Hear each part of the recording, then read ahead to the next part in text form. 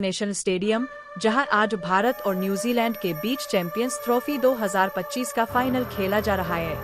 पूरा स्टेडियम दर्शकों से भरा हुआ है, चारों तरफ शोर और जोश है। लेकिन इस स्टेडियम के इतिहास में एक ऐसा रहस्य छिपा है जिससे अनजान सभी लोग किसी अनहोनी की ओर बढ़ रहे हैं। कहानी रात के 2 बजे, जब पूरा स्टेडियम खाली था और अंधेरे में डूबा हुआ था, तभी एक सुरक्षाकर्मी हसन अपने नाइट शिफ्ट पर गश्त लगा रहा था।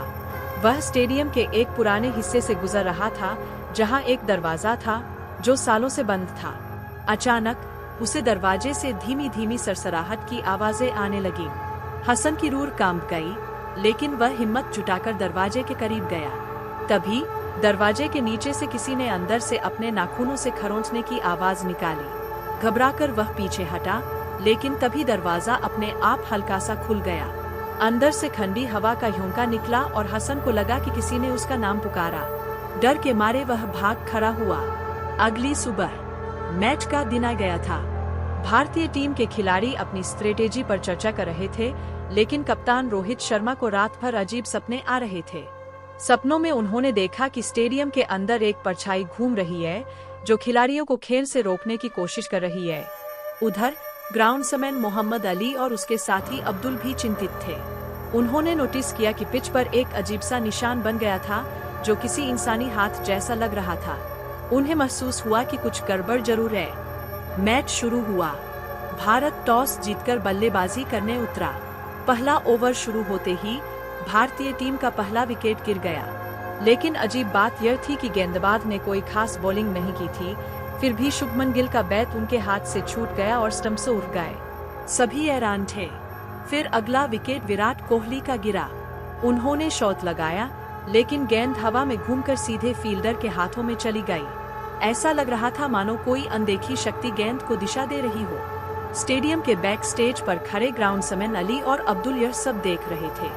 उन्हें यकीन हो गया कि कोई अलौकिक शक्ति खेल के साथ छेड़छाड़ कर रही है।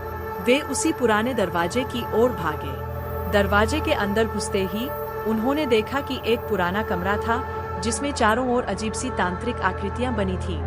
एक कोने में एक काली मूर्ति रखी थी जिसके चारों ओर बुआई हुई मोमबत्तियां थीं।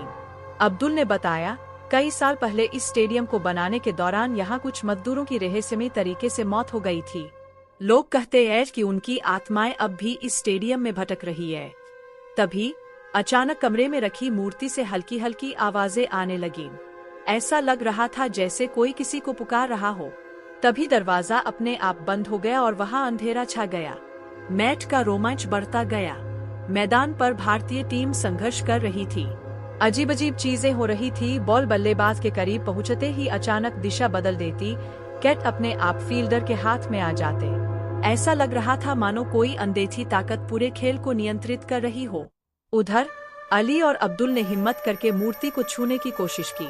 तभी एक भयानक चीख गूंजी और कमरे की दीवारों पर हाथों के काले निशान बनने लगे। अब्दुल ने कांपते हुए कहा, हमें इसे यही नष्ट करना होगा। उन्होंने आसपास देखा और जल्दी से स्टेडियम के इलेक्ट्रिकल रूम से तेल और माचिस लाए। जैसे ही उन्होंने मूर्ति पर तेल डाला और उसे आग लगाई, पूरा कमरा अचानक हिलने लगा, मानो कोई शक्तिशाली आत्मा मुक्त हो रही हो। अचानक माहौल बदल गया। मैच में अब तक भारत 120 रन पर 7 विकेट खो चुका था, लेकिन जैसे ही मूर्ति जली, माहौल बदलने लगा। सूर्यकुमार यादव और रविंद्र जडेजा की बैटिंग में अचानक नयापन आ गया। उनकी हर बॉल पर बाउंड्री लगने लगी। गेंदबाजों की लाइन लेंथ बिगड़ गई और भारतीय टीम मैच में वापसी करने लगी। उधर अली और अब्दुल जब कमरे से बाहर निकले तो दरवाजा एक तेज धमाके के साथ अपने आप बंद हो गया। अली ने राहत की सांस ली और अब्दुल से कहा, अब यह श्राप हमेशा के लिए खत्म हो चुका है। अंततः भारतीय टीम जीत गई। रोहित शर्मा ने जैसे ही विनिंग रन बनाया, पूरा स्टेडियम जयकारों से गूंज उठा। लेकिन किसी को भी यह नहीं पता था कि इस जीत के पीछे मैदान के बाहर एक बड़ा रहस्य छिपा था। अली और अब्दुल ने एक दूसरे की ओर देखा और बिना किसी को बताए स्टेडियम से बाहर चले गए।